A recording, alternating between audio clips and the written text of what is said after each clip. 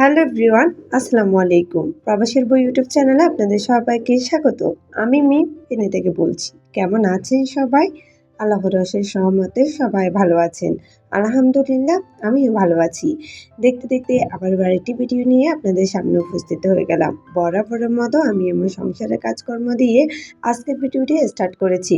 আশা করি আমার আজকের ভিডিওটি আপনাদের কাছে অনেক অনেক ভালো লাগবে। ভিডিও শুরুতে দেখতে পাচ্ছেন অনেকগুলা বাজার গুছিয়ে নিচ্ছি। মাসিক বাজারটা করা হয়েছিল, তো অনেকগুলা বাজার ছিল, তো ভাবলাম বাজারগুলো আজকে সকালবেলা গুছিয়ে নিই। দেখবেন বাসায় যখন এক্সট্রা কোনো কাজ থাকে তখন সংসারের যে রেগুলার কাজগুলো থাকে সেগুলো করতে একটু এলোমেলো হয়ে যায়, মানে আমার কাছে হিবিজিবি টাইপের মনে হয় আর কি। যার কারণে আমি বাসায় কোনো এক্সট্রা কাজ থাকলে সবসময় চেষ্টা করি আগে সেই কাজগুলো গুছিয়ে নেওয়ার জন্য, যাতে করে রেগুলার যে সংসারের কাজগুলো থাকে সেগুলো করতে যেন অসুবিধা না হয়। আমি স্টেপ বাই স্টেপ যেন আমি সংসারের সেই কাজগুলো করে নিতে পারি। যার কারণে বাসায় যখন এক্সট্রা কোনো কাজ থাকে সেই কাজটা আগে সবসময় করে নেওয়ার চেষ্টা করবেন। তাহলে দেখবেন বাসার সমস্ত কাজ এক নিমেষে করা হয়ে যাবে। আপনার কাছে কোনো কাজই হিবিজিবি সেই সাথে প্যারা মনে হবে না। যাই হোক, আমি কালকে কিছু বাজার করেছিলাম। যেহেতু প্রবাসীর বউ একা হাতে সংসারের সবকিছু সামলাতে হয়, তাই আসলে দেখা যায় যে কি ঘরে বাড়ি সবকিছু আমাকে একাই সামলাতে হয়। বাজার সদাই করা থেকে, বাজার গোছানো থেকে, সংসারের কাজ থেকে শুরু করে সন্তানদের দেখাশোনা করা, বাচ্চাদের পড়ালেখা করা বা বাচ্চাদেরকে মাদ্রাসায়, স্কুলে আনা নেওয়া, এভরিথিং সবকিছু কিন্তু আমাকে একা হাতে করতে হয়। একা হাতে সবকিছু সামলাতে গিয়ে মাঝে মধ্যে আসলে হিমশিম খেয়ে যায়। সেজন্য একদম টাইমলি সবকিছু করার চেষ্টা করি। একটার জন্য আরেকটা রেখে দিই না। কারণ হচ্ছে যে কি আমি যখন একটু আলসেমি করে কোনো কাজ রেখে দিই, তাহলে দেখা যাবে যে কি আমার পরবর্তীতে আরেকটা কাজের সাথে একটা কাজ এড হয়ে আমার জন্য ২ টা কাজ রেডি হয়ে আছে। সেজন্য আমি সবসময় চেষ্টা করি সময়ে কাজটা সময় শেষ করে নেওয়ার জন্য। এদিকে দেখতে পাচ্ছেন অনেকগুলো যেহেতু মাসিক বাজার করেছি। আসলে মাসিক বাজার বলতে এই মাসে আমার কিছুটা বাজার কম হয়েছে। গত মাসে যে বাজারটা করেছিলাম তার থেকে অনেকাংশে অনেক কিছু বাজার রয়ে গেছে। যেহেতু অনেক কিছু বাজার আগে থেকে রয়ে গেছে বা আগের মাসে রয়ে গেছে, তার কারণে আসলে এই মাসে কিছুটা বাজার কম করা হয়েছে।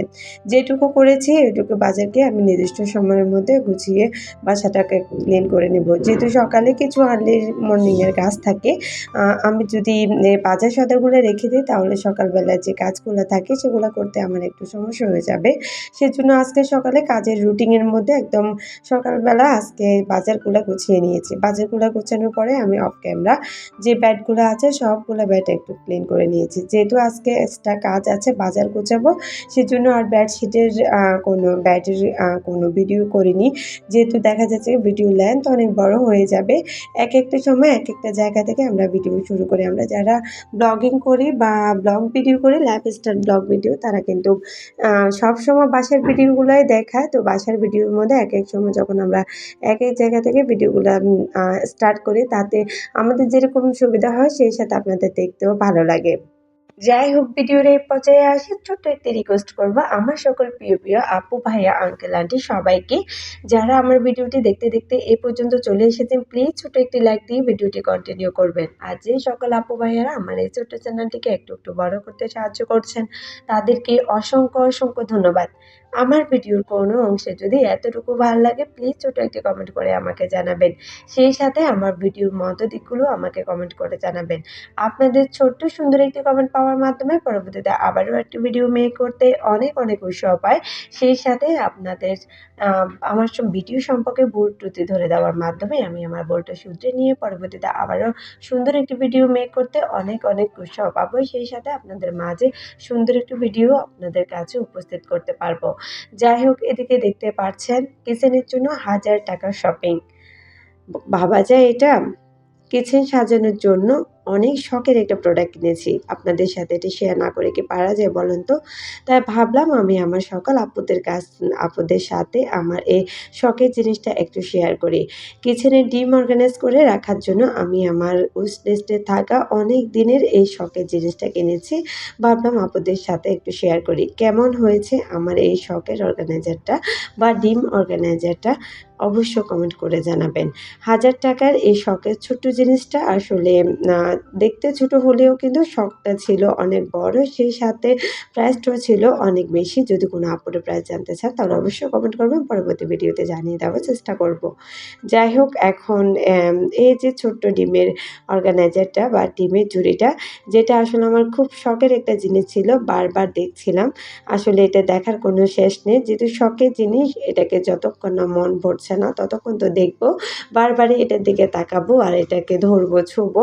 এটাতে যদি একটু শান্তি হয় আরকি। আমার মতো কোন আপুরা আছেন যে সংসারের জিনিস কিনতে অনেক পছন্দ করেন? অবশ্যই কমেন্ট করে জানাবেন। ইদানিং কি হয়েছে জানেন তো? একটা অভ্যাসে পরিণত হয়েছে। নিজের জন্য না একবারেই কেনাকাটা করতে একটু ইচ্ছা করে না। যদি সংসারের জন্য একটু কেনাকাটা করতে পারি তাহলে কিন্তু নিজের কাছে খুবই ভালো লাগে। মনে হচ্ছে যে না নিজের জন্য কোনো একটা কেনাকাটা করেছি। একটা বয়সে আসলে মানুষের শখের আ চেঞ্জ আসে আরকি। কোনো একটা সময় ছিল অনেক জুয়েলারি পড়তে অনেক পছন্দ করতাম। নতুন জুতা পড়তে, নতুন হিজাবের কালেকশন রাখতে। বাট এই সময়টাতে এসে আসলে সেই শখগুলো ভুলে গিয়েছি। এখন যদি সংসারের জন্য একটু কেনাকাটা করতে পারি, বিশ্বাস করবেন না এতটা শান্তি লাগে বা এতটা ভালো লাগে, মনে হচ্ছে যে না আমি আমার নিজের জন্য কিছু কেনাকাটা করেছি। তো যাই হোক আমি যে ডিমের ঝুড়িটা নিয়ে এসেছিলাম সেটাকে ওয়াশ করে শুকাতে দিয়েছিলাম। শুকিয়ে যাওয়ার পর এখন যে কাজের জন্য এনেছি সে কাজে ইউজ করছি।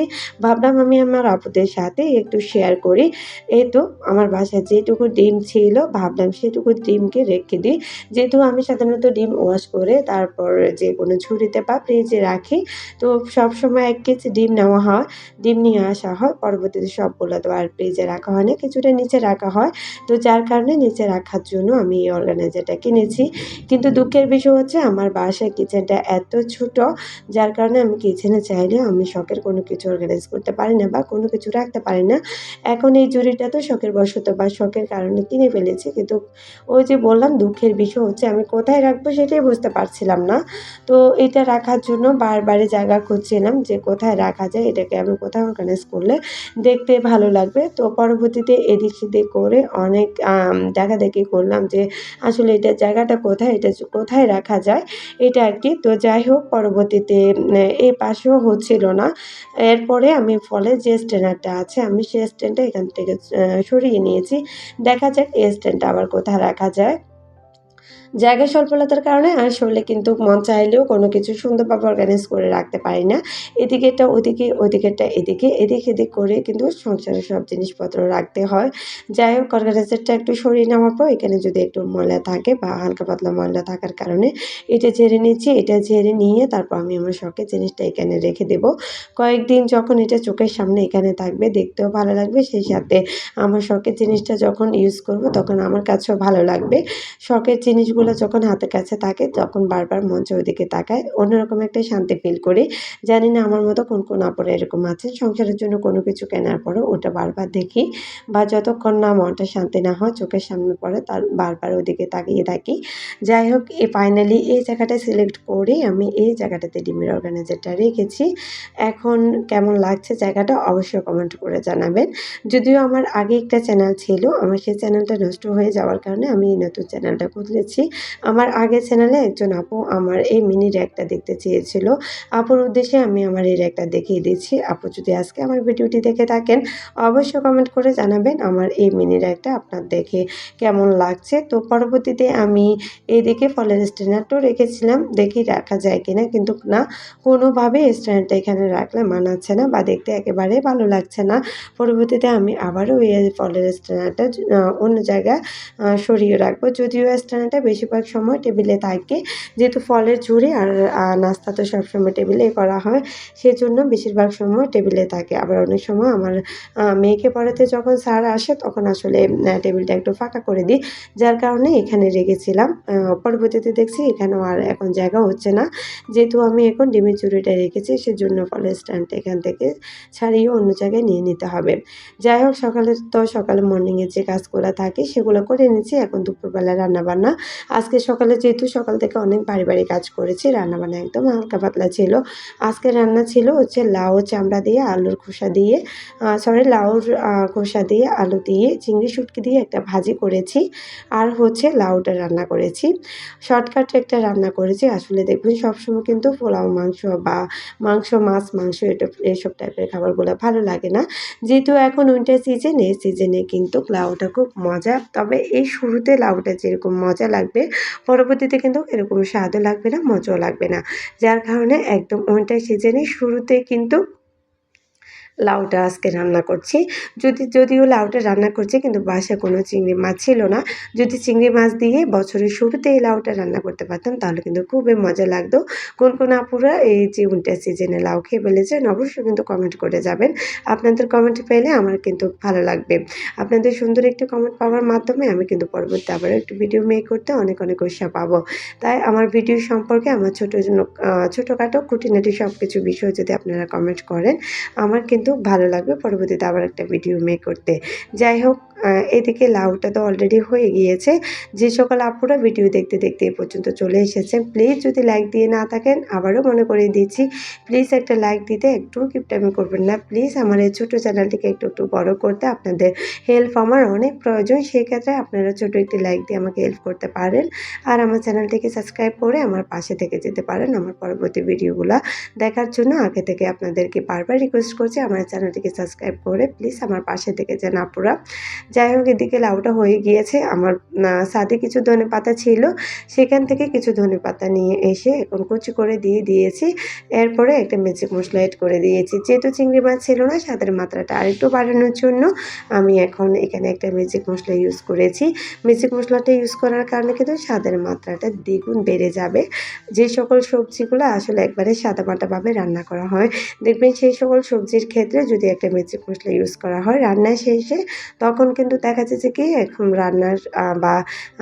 রান্নাটার স্বাদ কিন্তু দ্বিগুণ বেড়ে যায়। খেতে কিন্তু অনেকটা মজা লাগে। তো আমি কিন্তু এরকমই করি। অনেক সময় বাচ্চারা কিন্তু সবজিটা খেতে চায় না। যার কারণে আমি স্বাদের মাত্রাটা একটু বাড়ানোর জন্য সবসময় কিন্তু রান্নার শেষে একটু ম্যাজিক মশলা ইউজ করি। এদিকে রান্নাবান্না ডান হয়ে গিয়েছে। কথা বলতে ভিডিও শেষ প্রান্তে চলে এসেছি। পরবর্তী ভিডিও দেখার আমন্ত্রণ জানিয়ে ভিডিওটি এখানেই শেষ করছি। আল্লাহ হাফেজ। আসসালামু আলাইকুম।